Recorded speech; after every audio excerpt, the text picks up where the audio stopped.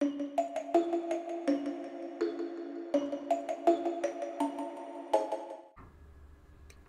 guys, this is Mr. Sniper here, and today we'll be reading Chapter 7 of Don't Go to Sleep. Before we get started, please hit the like button, comment, subscribe to this channel if you guys want more creepypasta fanfictions out there. Until then, let's get started. My strengths and my weaknesses. My heart began to race 1,000 beats per minute. My face became so red, I was basically like tomato. Plus the heat of the temperature of the summer wasn't helping me. My body felt lightheaded, goosebumps appearing on my arms. This was a very weird feeling I never hoped for, but it did. Who knew that a girl like me would end up falling for a guy like Jeff? A killer, no doubt. But his titles and crimes doesn't matter. I just feel like the luckiest girl in the world at this very moment. Jeff leaned in and to steal another kiss from me, but suddenly I heard a crash coming from the living room. Alex, I think someone broke your flower vase, Ben shouted from the living room. I sighed in a bit of frustration, but groaned. You crazy little shit. I will go and deal with him. Why don't you make some popcorns for the movie, eh? Jeff said while grabbing my hips. I smiled a bit. Sure thing, I simply said. Jeff smiled and kissed me on the forehead as he stood to walk towards the living room. As I walked behind the counter to find the popcorn, all of a sudden, the feeling of being frozen. I couldn't seem to move an inch or speak a word. I felt so scared and helpless. Suddenly, the room goes black, and I fall to the floor with a loud thump. Jeff stops in his track and head towards the kitchen to find out what caused the loud thump, and grew concerned. Hey, Alex, are you okay? Jeff called out, but received no answer. He started to walk back only to find me on the ground unconscious, along with my neck just past my jawline were covered in purple veins, including my wrist too. Jeff's eyes widened as he stood there in shock at the sight as he woke up and quickly rushed to my side. Oh shit, Alex, wake up! Jeff shook me slightly, hoping of waking me up, but it was no effect. Ben heard Jeff's cries from the living room and quickly rushed into the kitchen, only to find Jeff holding a seemingly lifeless body. Jeff, what the hell happened? Ben questioned, as Jeff picked me up bridal style and started carrying me to the living room's couch. I don't fucking know. I just heard a loud thump and now she looks like hell. Can you find out? Jeff yelled at Ben. I can try, Ben said, placing his hand on my forehead.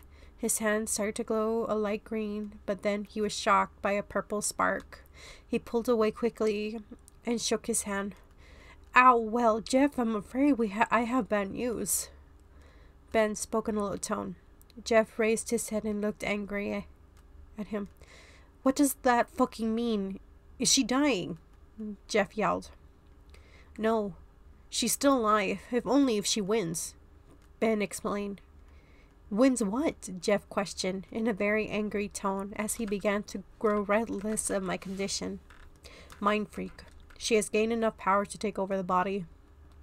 But she must destroy the host first in order to obtain the body. Meaning they're in the middle of the mind world, fighting for their lives. Jeff seemed a little shocked by this. If she doesn't win, he will lose the only human that he ever cared about to a heartless, cruel, and insane freak. He thought about it in his head. Jeff softly took my hand and settled next to me.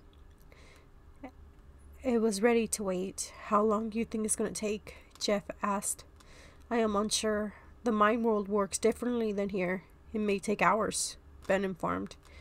Jeff looked back at me with look on his face and squeezed my hand tightly. He placed his hand on mine and closed his eyes.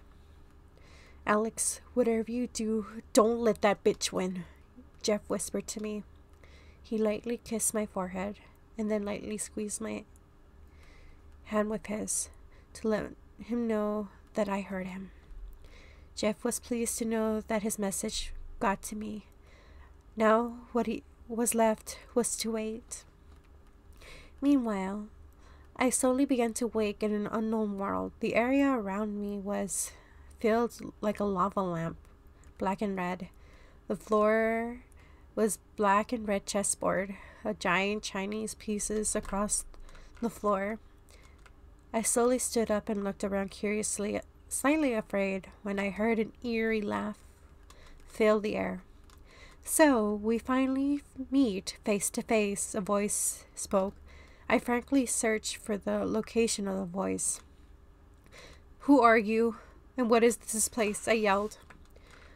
You should know by now who I am, darling. A figure stepped out from behind a chess piece. She was wearing a simple blue dress with a black belt, with a leather black jacket with a rose emblem on the jacket, and black knee-high boots. Her hair was long and wavy and dark purple. Her eyes were black with purple pupils. Her skin was a light gray and her teeth were sharp like a shark. This was Mind Freak herself. You must be Mind Freak, I said. That is correct, darling. It is a pleasure to meet you, the lucky young girl who helped me hide and grow for the last 10 years. Mind Freak walked closer, reaching her hand to me as I slightly stepped back. It's certainly not a pleasure to me. You're the very thing that has been causing me trouble for the last 10 years. I spoke angrily. Now, this is the only moment not to be hostile, my dear. I just wanted to meet you in the flesh before things get ugly, she said. What do you mean? And also, you did not answer my question from before. What is this place? I began to grow impatient and slightly angry. Mind Freak sighed as she placed her hand on her hip. This is our mind world, or rather, our mind world. Our? I questioned. Yes, we have been sharing the same body and mind for so long. We are connected. But today, the bond will be broken. I will finally have the power to break our connection and finally have my own body. The only problem... You're standing in my way, Mind Freak slightly smirked. How so? You see, the body I plan to have is already inhabited by you. Mind Freak giggled evilly, and then I realized she was planning to get rid of me to take over my body. I got angry and decided to punch her in the face, but she knew of the attack and blocked it and grabbed my fist. There's no way in hell I'm going to let you take over my body, I yelled. Oh, you're quite the fighter, but it's going to take a lot more than that to defeat me, Mind Freak snickered as she faded, leaving me almost to fall to the ground. Where did you go? I called out. Use your mind to create powers and weapons to deal during the battle, but remember, think carefully, Mind Freak laughed. I closed my eyes and began to think of a power or anything that mattered that could help me defeat Mind Freak. The only downfall is I don't know any of her weaknesses, but that didn't stop me from coming up with a special power or weapon. Back in the real world, it's been 2 hours since I passed out. Jeff and Ben were getting a little worried. It's been 2 hours, Ben. How much longer? Jeff grew impatient.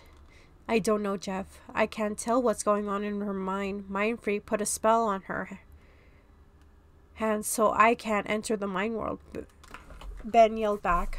Both of them turned silent as Jeff slightly squeezed my hand, realizing he couldn't do anything to help. All he could do here was sit there and hold your hand. He had never felt so powerless in his life. He tilted his head and looked back, lifeless. Ben turned to look at Jeff and noticed the tears dripping from his face, and Ben startled by Jeff's expression. I guess creatures like us don't deserve to be happy, Jeff muttered. In all honesty, Jeff, that normality case with us, Ben said bluntly. Ben's expression then matched Jeff's. Soon enough, Ben could hear Jeff's sobs. I deserve this, Jeff muttered quietly. Ben questioned Jeff's words. Why is that? Ben asked. Think about it. I could have a normal life after the incident. But instead, insanity took over me. I murdered my family and friends, and many others because of my desires. If I would have given up those desires, I would have been with my family and lived a normal life, Jeff said between sobs. But you will never have met her, Ben pointed out. Jeff raised his head and Ben walked over and sat across from Jeff. Human believes that we are nothing more than monsters, evil creatures, cruel beings with no hearts. But surely we may be scary creatures, but no one has proved that we are heartless. It is clear that you are broken by the barriers by falling in love with a human.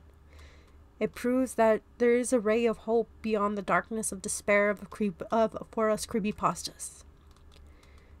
You don't deserve to lose her, Jeff, because of what you did in the past. What you do now is what really counts. You have proven that monsters can be happy. Don't lose that ray of hope, Jeff. Ben spoke, and his speech seemed to lit up Jeff, allowing him to continue to sit by my side until I wake. Hey, you made it to the end of the video. I'm glad. If you want more Ben Drowned love stories, check out the playlist that will be popping up soon. Also, if you want any more fanfictions narrations, please check out my other channel, Reading with Blade, which has multiple fanfictions up already. If you are interested in the yaoi experience, check out Tyler O'Connell's channel if you want to go there. But note that channel is only 18 and up. I've been listening to Tyler's stories and I'm addicted to them. Until then, bye guys!